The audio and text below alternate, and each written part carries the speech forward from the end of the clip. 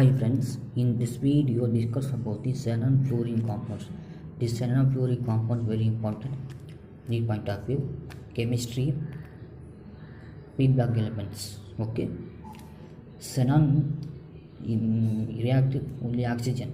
Okay, complete hydrolysis, partial hydrolysis. Complete hydrolysis reaction நடந்தா complete hydrolysis ஆகணும்னா என்ன நடக்கும்? partial hydrolysis ஆனாக்கா என்ன நடக்கும்?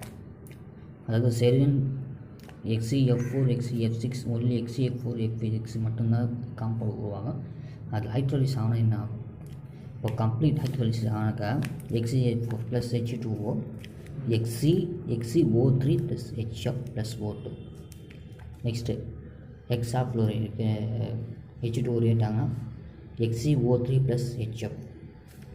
அதாவது XeF4 ரியாக்ஷன் என்ன ஆகுதுன்னு சொன்னாக்கா 2 Xe வருது, 2 Xe இப்போ 4 இருக்குதுன்னா 2 டைம்ஸ் வந்து இருக்கும் ஃப்ளூரின். அப்போ XeF3 HF + O2 இந்த ப்ராடக்ட் வந்து வெளியே வருது, கம்ப்ளீட் ஹைட்ரோலைஸ் ஆகணும். இதே மாதிரி XeF6 ஹைட்ரோலைஸ் ஆகணும் XeO3 + HF, XeO3 + HF + O2 Xe ரெண்டுமே வெளியே வருது, 4ல் இன்வால்வ் ஆகலாம். 6ல் வந்து ஹைட்ரோலைஸ் ஆகினாக்கா XeO3 + HF. அடுத்தது பார்ஷியல் ஹைட்ரோலைசிஸ். பார்ஷியல் ஹைட்ரோலைசிஸ் நடந்தால் என்ன நடக்கும்? First XeF4 first XeO + F2 ஓகேங்களா, XeO F2 HF. Next XeF6 கூட ரியாக்ட் ஆனால் XeOF4 + HF2 HF.